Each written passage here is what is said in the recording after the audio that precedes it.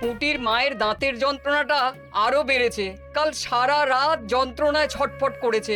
আমাদের বৈদ্যমশাই দাঁতের শল্য চিকিৎসা শিখতেই বাইরে গেছেন, আজকের মধ্যেই আশা করি চলে আসবেন। কিন্তু ও যে আর পারছে না।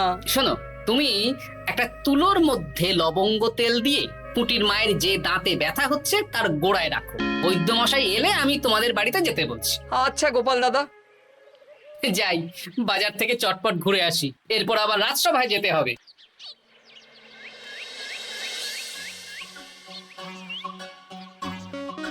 উফ, কি গরম রে বাবা, ছাতা নিয়ে বেরোলে ভালো হতো। এই তো সামনে আখের রস বিক্রি হচ্ছে, একটু আখের রস খাই, শরীরটা বেশ চাঙ্গা লাগবে।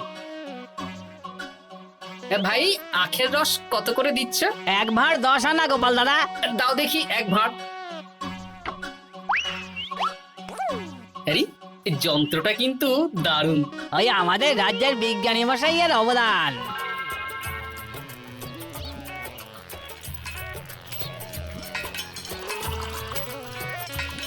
এই নাও গোপাল দাদা।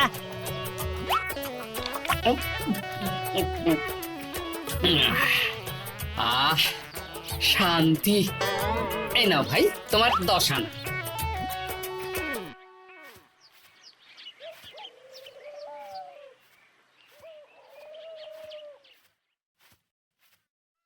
কি রাজবৈদ্য, এই ফিরছ নাকি? হ্যাঁ, এতদিন আমি দাঁতের চিকিৎসার ব্যাপারে তেমন কিছুই জানতাম না, এবার সব শিখে এসেছি। ভালোই করেছো, তুমি একেবারে প্রথম রোগীকে দেখে তারপর রাজসভায় এসো। প্রথম রোগী? পুঁটির মা গো, কালকে সারা রাত যন্ত্রণায় ঘুমোতে পারেনি। আরে আর বলো না, কদিন আগেই পুঁটির মাকে নিয়ে পুঁটির বাবা আমাদের বাড়িতে এসেছিল। দেখলাম ওই বাড়ির দাঁতে বিস্তর সমস্যা। সেই জন্যে দাঁতের শল্য চিকিৎসা শিখতে চলে গেলে? ঠিক তাই, আমি ব্যথা কমার পথ্য দিয়ে এসেছিলাম। দেখি এবার দাঁতটা তুলেই দিতে হবে। তাহলে তুমিও পুঁটিদের বাড়িতে যাও, আমি বাড়িতে থলে রেখে আসছি। আজ না হয় দুজনে একটু দেরি করেই রাজসভায় যাব। বেশ বেশ।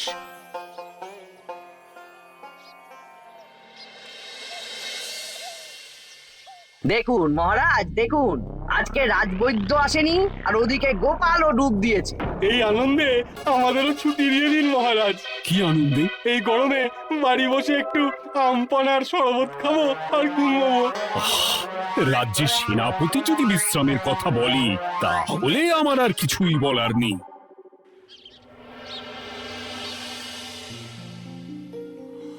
এই তো দাঁতটা পুরো পোকায় খেয়ে নিয়েছিল। এখন দুদিন কোনো কথা বলা যাবে না, শুধু জল বা তরল জাতীয় খাবার খাবে।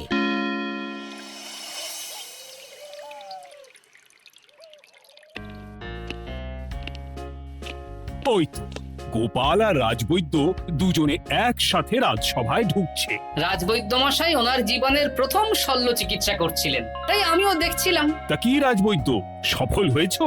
হ্যাঁ মহারাজ, পুঁটির মায়ের একটা মাড়ির দাঁত পোকায় খেয়ে নিয়েছিল, সেটাই তুলে দিলাম। ভালোই হলো, আমাদের রাজ্যে কোনো দাঁত তোলার বৈদ্য বা চিকিৎসক ছিল না। এখন তুমি সাধারণ রোগ ব্যাধি নিরাময়ের সাথে সাথে দাঁতের চিকিৎসাও করবে। কিন্তু মহারাজ, একটা যে সমস্যা আছে। আবার কি সমস্যা? আমি যে দাঁতের শল্য চিকিৎসা করি, এটা তো আর রাজ্যবাসী জানে না, তাই কতজন আর আমার কাছে আসবে সে নিয়ে আমার সন্দেহ আছে। মানে তুমি চাইছো যাতে তোমার কাছে বেশ কিছু রোগী তাড়াতাড়ি আসুক, যাতে তুমি অনুশীলনও করতে পারো, তাই তো? একদম ঠিক ধরেছেন মহারাজ, কাজ না করলে হাত পাকাবো কি করে? তাহলে ভেড়া পিটিয়ে বলে দিলেই তো হয়। এতে তেমন ভালো কাজ হবে বলে মনে হয় না। তা তুমি কি বলতে চাইছো গোপাল? প্রচার হবে, কিন্তু একটু অন্যভাবে। কিভাবে? আজ বিকেলে আমি রাজবৈদ্যর হয়ে প্রচার করব, শুনে নেবেন। বেশ। শুনুন শুনুন শুনুন, আমাদের কৃষ্ণনগরের রাজবৈদ্য এখন দাঁতের শল্য চিকিৎসাও করছেন। যারা যারা আমাদের রাজবৈদ্যের কাছে দাঁত তোলাবেন, তাদের দাঁত তোলার পরে 2 দিন কোনো শত্রু থাকবে না। চিকিৎসার সময় সকাল 7টা থেকে সকাল 10টা পর্যন্ত।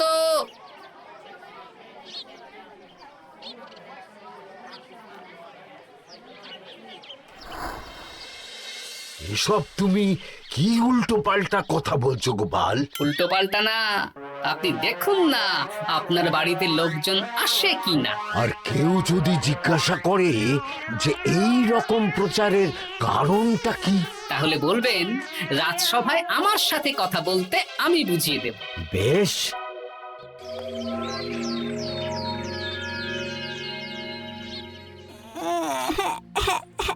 তোকে বারবার বলি এত মিষ্টি গুড় কাঠি খাস না। কি করব বাবা, কি ব্যথা।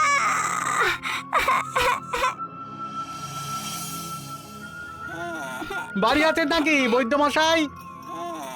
হ্যাঁ আছি আছি।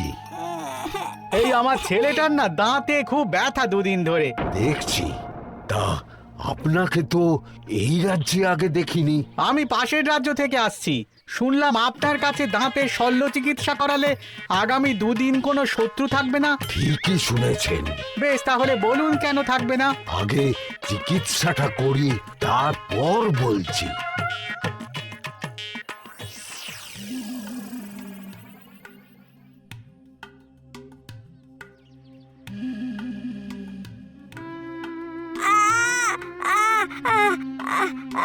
আর চিন্তা নেই, এখন দুদিন কোনো কথা বলা যাবে না। এবার তো বলুন আমার ছেলের আগামী দুদিন কোনো শত্রু থাকবে না কেন? আজকে রাজসভায় চলে আসুন, ওখানে গোপাল এই প্রশ্নের উত্তরটা দিয়ে দেবেন। তা বৈদ্য, তোমার কাছে আজকে কেউ এসেছে? সকাল সকাল দাঁত তুলে এলাম মহারাজ। বাবা, একদিনের প্রচারই এই ব্যাপার? মহারাজ, মহারাজ, বাইরে কয়েকজন অপেক্ষা করছে, তারা গোপাল দাদার থেকে কিছু জানতে চায়। তাদের ভিতরে আসতে বলো।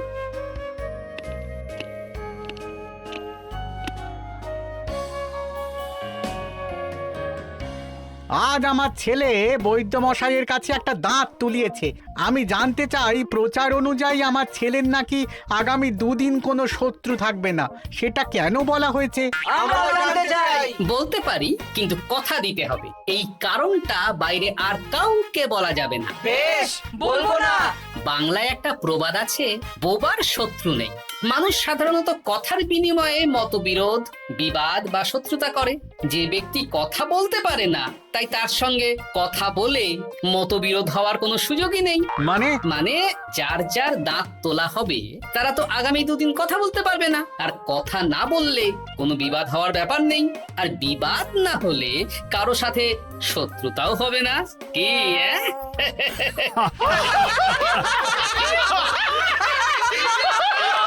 এই জন্যই তুমি হাসির রাজা গোপাল ভাঁড়।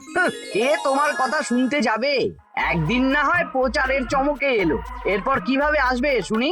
এরপর রাজবৈদ্যের সুনামেই লোকজন ছুটে ছুটে আসবে। বাহ বাহ বাহ, তোমার কত জ্ঞান! মহারাজ, এই কথা শুনে আমার মাথাতেও একটা বুদ্ধি এলো।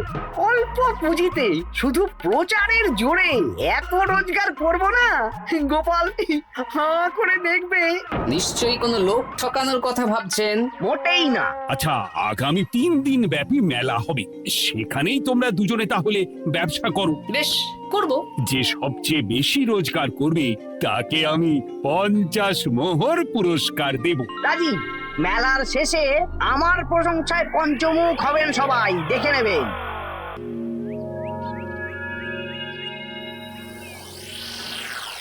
খুব তো বড় মুখ করে বলে এলেন যে ব্যবসা করবেন মেলার মাঠে। তা আপনি কি ব্যবসা করবেন শুনি? ভাগ্য পরীক্ষার দোকান দেব। মানে? মানে আমি বিভিন্ন মেলায় দেখেছি যে একটা দোকানে নিচের দিকে হেলানো অবস্থায় একটা পাতলা কাঠের পাটাতন থাকে। সেই পাটাতনের উপরে 1 থেকে 6 অবধি সংখ্যা লেখা থাকে, তাই তো? হ্যাঁ, যারা মেলায় ভাগ্য পরীক্ষা করতে আসবে তাদের ফাঁপা লোহার 6টা বল দেয়া হবে। যদি ওই 6টা বলই 6 নম্বর লেখা খোপের মধ্যে ঢোকাতে পারে তাহলে প্রথম পুরস্কার পাবে। আমিও ওটারই দোকান দেব, কিন্তু শুধুমাত্র একটাই পুরস্কার থাকবে। 6টা বল 6 নম্বর খোপের মধ্যে ফেলে কেউ যদি 36 করতে পারে তাহলে সে পাবে 100 মোহর উপহার। আরে খেলার জন্য কত মোহর লাগবে? 1 মোহর। আপনি কিন্তু জেনে বুঝে বিপদ ডেকে আনছেন। একজন কেউ ফেলে দিলেই আপনার হাত থেকে 100 মোহর ফসকে যাবে। আরে মেলার ভিড়ে যদি আপনি পুরস্কার না দেন তাহলে জনতার একটা মারও ফসকাবে না। আরে সেই জন্যই তো তোদের পোষা। তোদের মধ্যে যে কোনো একজন ওই কাঠের পাটাতনের নিচে লুকিয়ে থাকবি। যখনই দেখবো কেউ 36 করে ফেলছে আমি গলা খাকড়াবো আর তোরা কাঠের পাটাতনটা হালকা করে নিচ থেকে নাড়িয়ে দিবি। এটা তো দারুণ বুদ্ধি। কি বলছো গোপাল, তুমি আখের রসের দোকান দেবে? হ্যাঁ, এই গরমে আখের রসের বেশ চাহিদা। তোমার বানানো ওই যন্ত্রের চাকা ঘোরাবো আর আমার ভাগ্যের চাকা ঘুরবে। সে ঠিক আছে, আমার কয়েকটা যন্ত্র বানানোই আছে। তুমি না হয় মেলায় ব্যবহার করো 3 দিন। ব্যাস, আর চিন্তা নেই। এবার শুধু জমিয়ে আখের রস বিক্রি করব, সাথে বিভিন্ন মশলা, বরফ আর পাতিলেবুর রস দেব।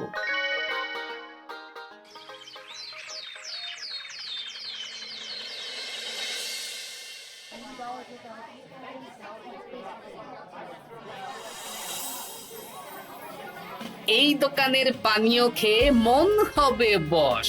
গোপাল ভাঁড় নিয়ে এসেছে ঠান্ডা আখের রস। আরে গোপাল দাদা, তুমি আখের রস বিক্রি করছো? ঠান্ডা আখের রস কত করে গো গোপাল দাদা? 1 ভাঁড় মাত্র 10 আনা। 6 ভাঁড় দাও। এক্ষুনি দিচ্ছি। আসুন আসুন আসুন, সবাই আসুন। আসুন আসুন আসুন, এদিকে আসুন, এদিকে আসুন, ভাগ্য পরীক্ষা করুন। 1 মোহরে 100 মোহর।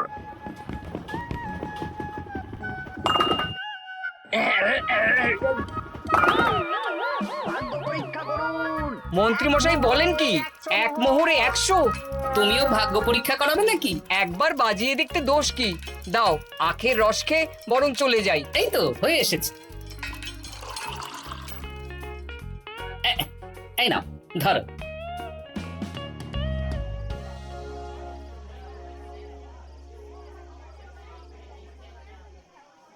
কি মন্ত্রী, ব্যবসা কেমন চলছে? ভালোই। আপনি একবার ভাগ্য পরীক্ষা করে দেখবেন নাকি মহারাজ? না না না, আমি এসবে নেই। জানি আপনার কাছে 100 মোহর নস্যি, তবুও 1 মোহরের বিনিময়ে চেষ্টা করে দেখুন না। আচ্ছা, এত করে বলছো যখন, দেখি। 1 মোহরে 6টা বল। বাবা বাবা বাবা, দেখুন মহারাজ, চেষ্টা করে।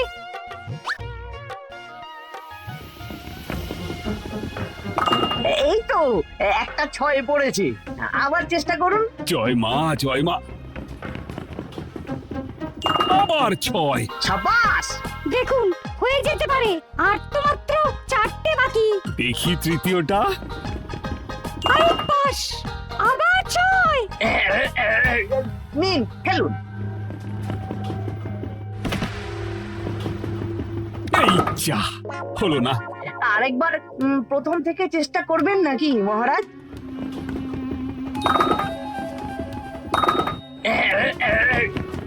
না, এবারেও হলো না। 2 মোহর জলে। অন্য সব জায়গায় বাকি সংখ্যাতেও পুরস্কার থাকে, আপনার এখানে নেই কেন? আমার এখানে ধামাকা পুরস্কার, তাই বাকি আর কিছু রাখিনি। 36 করতে পারলেই 100 মোহর। এই নাও মন্ত্রী, 2 মোহর।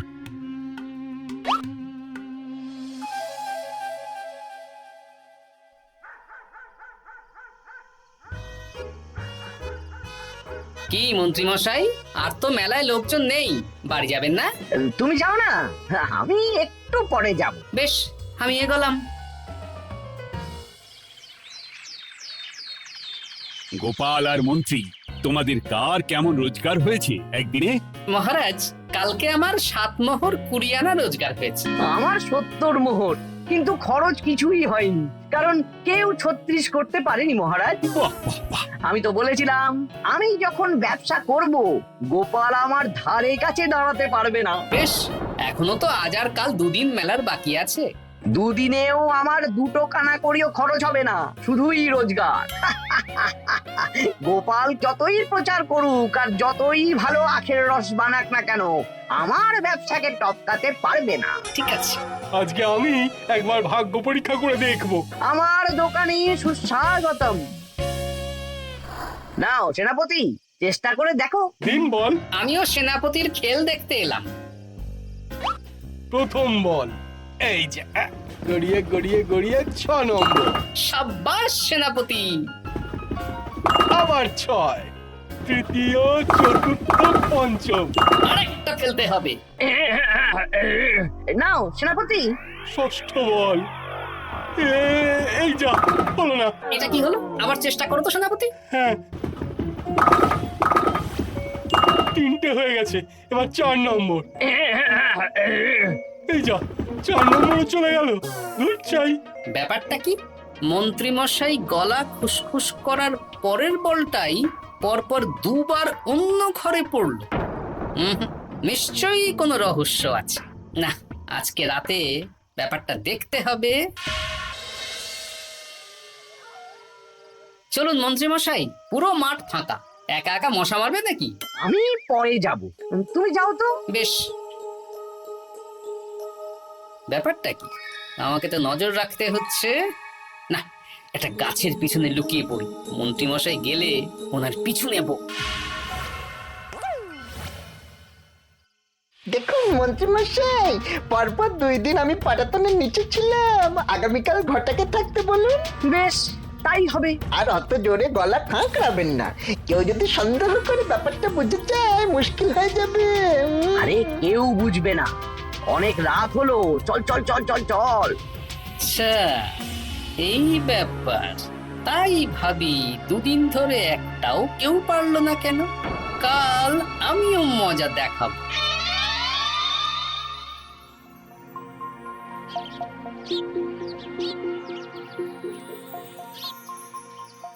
বাবা চলে এসেছেন দেখছি। এত চাহিদা না আমার এই ভাগ্য পরীক্ষার, তাই আগে আগে চলে এসেছি। মন্ত্রীমশাই, আপনাকে মহারাজ এক্ষুনি ডাকছেন। এখন কেন? সে তো জানি না, চলুন।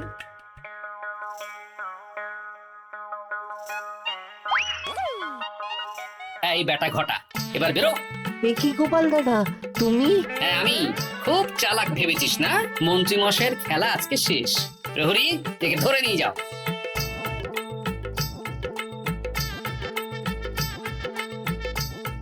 বিজ্ঞানী, তুমি তোমার চুম্বক নিয়ে এসেছো তো? হ্যাঁ, এবার 6 নম্বরের নিচে একটা টান টান করে সমান রেখা টানতে হবে, আগা থেকে গোড়া অবধি।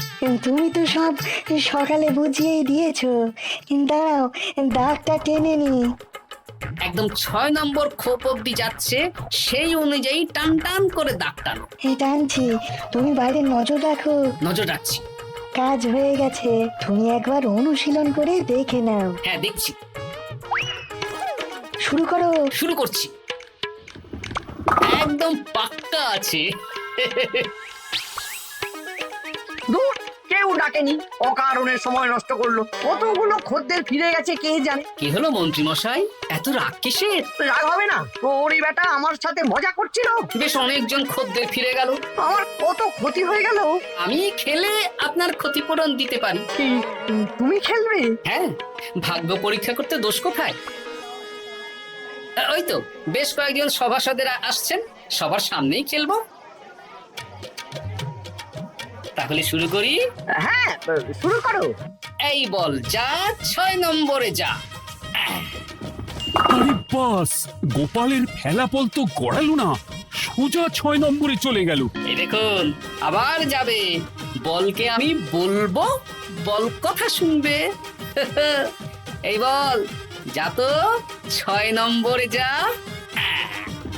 আবার 6, আবার 6, আবার 6। কি এটা কি হচ্ছে? যা বল, এটাও 6 নম্বরে যা। আবার 6, 100 মোহর। হ্যাঁ, এটা কি করে হলো? দিন মন্ত্রী মশাই, 100 মোহর দিন। ইয়ে না, মানে মন্ত্রী দাও বলছি।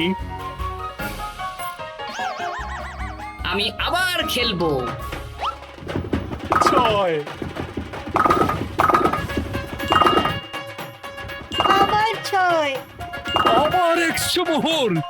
আর নেই। এই ঘটা, আরে কি করছিসটা কি? ঘটা নেই মন্ত্রীমশাই, আমি আছি। আর আছে আমার চুম্বক। মানে তোমার কারসাজি ধরা পড়ে গেছে মন্ত্রী। গোপাল আমাদের সব বলেছে। হ্যাঁ, আপনি যেমন ছলনা করে ভাগ্য পরীক্ষার ব্যবসা করছিলেন, তেমনি গোপালও ছলনা করে আপনার ব্যবসা উল্টে দিল। তাহলে শেষমেশ কে জিতলো? হাসির রাজা, জ্ঞানীর রাজা, রসিক রাজা গোপাল ভাঁড়। লোকের ভাগ্য পরীক্ষা করছিলাম আর আমারই দুর্ভাগ্য নেমে এলো।